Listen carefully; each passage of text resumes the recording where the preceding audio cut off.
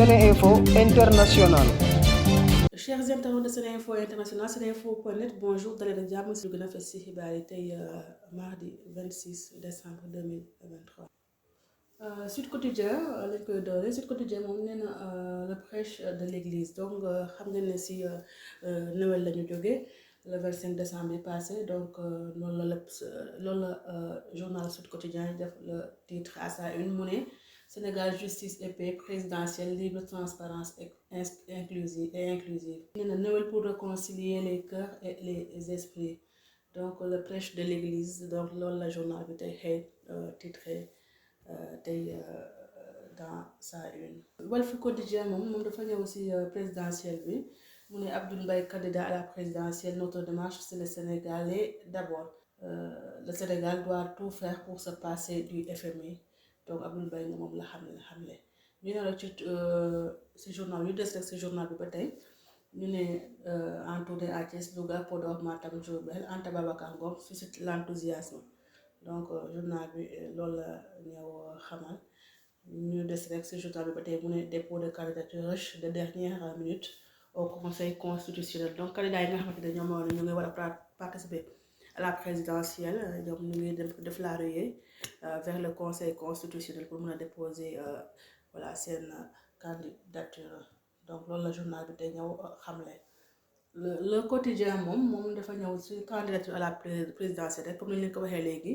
mu ne ligne d'arrivée donc ligne d'arrivée mu ne le dépôt des dossiers arrêté le 26 à minuit donc tey jii la ñuy arrêté dépôt candidature yi pour la présidentielle à minuit donc loolu moo waral candidat yi dem foofu au niveau du conseil constitutionnel pour def foofu xam nga pour njëkkante pour mun a vraiment déposer li nga xamante ne moom mooy seen candidature. Journal Le Quotidien ñëw dañu ko fesal tey à la une ñu ne encore environ une trentaine de dossiers enregistrés hier donc depuis démb lundi bi lu toll ci 30 dossiers la ñu enregistré fii au niveau du conseil constitutionnel le journal bi moom dañu ko xamal tey dans sa une donc ñuy ñëw rek ci li nga xamante ne moom mooy beneen fànn mu ne l'ex premier ministre Lamine Loum critique le système politique donc nga xam ne moom moo nekkoon ancien premier ministre muy Lamine Loum moom nee na dafay critiquer le système politique sénégalais. L'observateur moom dafa def gëstu bu yaatu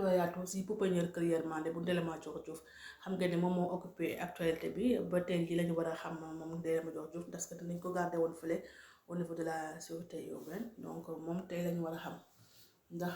nu muy demee mais bu tey rek enquête bi mu ngi wéy rek ba tey. ba tax na L'Obs def ci gëstu bu yaatu ne 6 bébés décédés et enterrés clandestinement donc xale yooyu nekkoon ci pouponnière bi Ndella Madior Diouf am nañu juróom-benn xale yu fi faatu donc ñu denc leen ci anam yoo xamante ne waaye yu kenn xamul la donc ñu ne Ndella Madior Diouf signé les actes de décès à travers sa structure SOS santé journal bi ñoo xamal ñu ko mu ne l'animateur de la radio Safir FM qui enterrait les enfants placés en garde à vue donc yoo xam ne moom la Ndella Madior Diouf jëloon pour xale bu gaañoo mu dem kii ko mu dem denc ko donc moom placé nañ ko en garde à vue loolu la journal bi xamal donc ñu des rek ci journal bi ñu ne présidentiel conseil constitutionnel 10 pièces exigées pour la validation du dépôt de candidature donc li nga xam ne mooy candidat yi dinañ leen exiger ñu déposer 10 pièces yoo xamante ne vraiment loolu mooy tax ñu mën a nangu seen candidature loolu la journal bi aussi ñëw xamle aussi des rek ci journal bi mu ne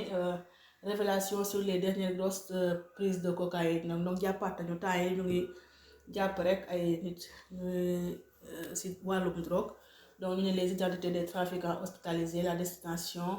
de la drogue voilà donc loolu la ñu journal bi tey ñëw xamal tey dans sa une. Le journal Le Soleil moom dafa ñëwaat rek ci église bi parce que par rapport ak prêche bu mu def ci le 25 bi muy fête de Noël ñu ne célébration de la nativité paix justice piété les exhortations de l'église donc li nga xamante ne moom loolu la église bi di ñaax askan wi donc journal bi ñëw tey Le Soleil fësal ko tey dans sa une. ñu ñëw rek des rek ci journal bi mu ne Reug impérial face à Bombardier donc aussi week-end bi nii mooy week-end Noël bi combat bu fës bu gën a fës aussi mooy combat entre Bombardier ak Reug Reug donc ki nga xamante ne moom mooy Reug Reug moom moo daan Bombardier donc journal bi ñëw fësal ñu ko tey dans sa une mu ñu des rek sa journal bi mu ne ces bijoux traditionnels qui défient la modernité donc journal bi defal ñu gëstu bu yaatu si bijoux africain yooyu nga xamante ne ñu ngi koy takk jigéen ñi ñu ngi koy takk te mu nekk loo xamante ne lu rafet la bu ñu sukkandiku daal si journal bi nekk na daal à la mode. to li la ñu indiloon si li gën a fës si xibaar yi tey mardi 26 décembre 2023 ñu ngi jaajëfal bu baax a baax si teewlu bi te di leen ñaanal yendal jàmm. SeneInfo International.